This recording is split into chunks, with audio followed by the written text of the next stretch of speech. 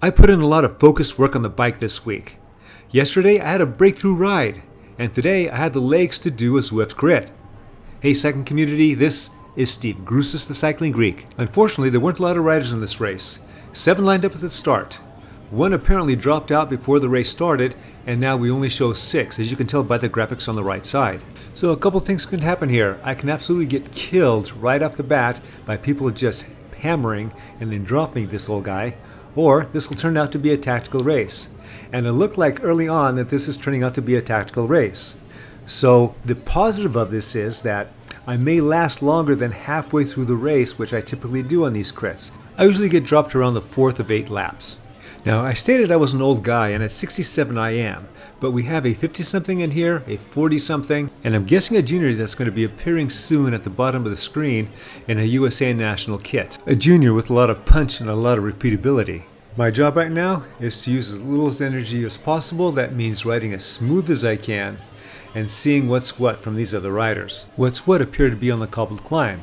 And of course I am at the back and I'm trying to accelerate to get up to everyone else, but they didn't seem to really be punching it over the top.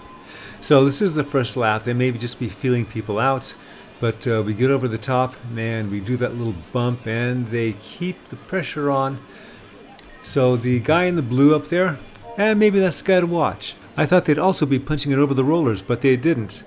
Who knows? Maybe I'm going to last more than halfway with these guys. I mentioned earlier that I had a focused week of training on the bike.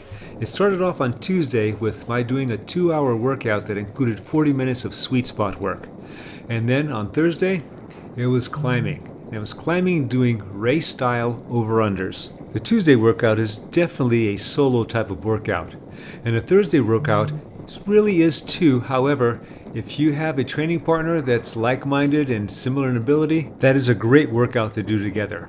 Before the start of the season last year, I had the enviable position of being able to train with a 70-plus road race champion as he was in the area for about 6 weeks. We focused on these race-style over-under workouts, and we got the maximum out of them just because we were training together. Back to the race.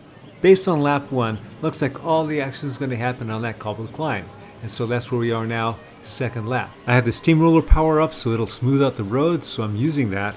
And I'm pretty much at the back, but the junior now is going back. I think that junior's a female, so she may not have the inherent power that males ordinarily have in this type of avenue, but she seems to have more sustainable power, and she is coming back to the pack. In fact, on the 3rd lap cobbled climb, she's taking the front.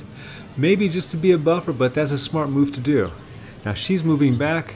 I am at the back and I'm starting to come through, but the pack seems to be taking this a little easier now, which I greatly appreciate. I suppose easy is relative as we're still laying down some watts, but it's manageable. Now the guy in the blue that I mentioned earlier, he's in the front and he looks like he's trying to pull away.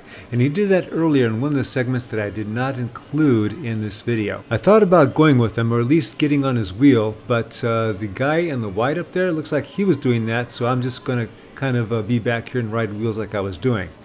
Well, he's letting up, and so we're all just kind of easing now until we get to the rollers, and then we'll probably just ease through that too. Meanwhile, in back of us, the junior was behind us by about 2 seconds, and she's picked up on her wattage, and she's back to 1 second, and she'll be joining with us soon, hopefully. Coming into the cobbled climb 4th lap, we're all still together, and the junior is in front leading the pace. Again, she's probably developing a buffer there, so as the others come up around her, she can drop back in the pack and still be connected when she gets over the top. This left turn is like a switchback on a mountain pass. It gets steep. You have the 3 in front punching it. I'm trying to stay on their wheels, which fortunately I'm able to. The ones in front starting to lighten up their pace. I kind of roll to the front. I'm not going to do anything stupid. And the junior is up about a second, but she should be coming back on. So doing the buffer, again, has worked out for her. Even though she lost contact at that left steep turn, she's able to get back on. Pretty much, I'm halfway done with the race, and this is where I usually get dropped by the pack. I mentioned that my ride yesterday was sort of a breakthrough ride for me. Let's visit it. I wonder if the pros do this based on their 90-mile rides. What made this 89-mile, 5,000 feet of climbing ride a breakthrough for me was that I was not debilitated at the end.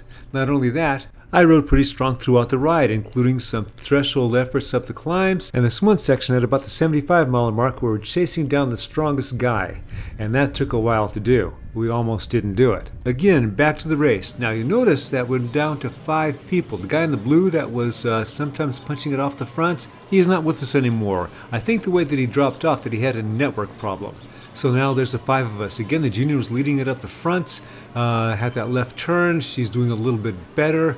We're not punching as much over, so she should be able to connect right away. One thing that I did notice coming over this climb, that my quads are starting to burn a little extra right now.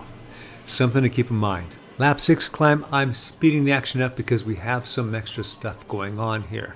So we get to the top, the junior is behind us. All of a sudden, Clark in the front just keeps pushing it. And then Barnes is going after him. So I figure I better go after these guys because we may have a split here. So I'm able to get on there, barely. And now getting up to him, I'm hoping things just slow up a bit. I look at the graphics on the right-hand side and I see one of the people have dropped. So it could be another network problem, but we have the junior behind us and she's now at about 7 seconds. So now it's the 3 of us. Jumping over to the start of the 7th climb, I should be thinking about how I can get away from these guys, but I have just started slowing my breathing down. So now these guys are just punching it. They're both going into orange numbers.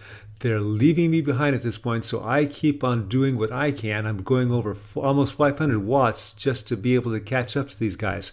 I'm hoping that they lighten up over the top. And it doesn't. Maybe they will. Maybe they won't.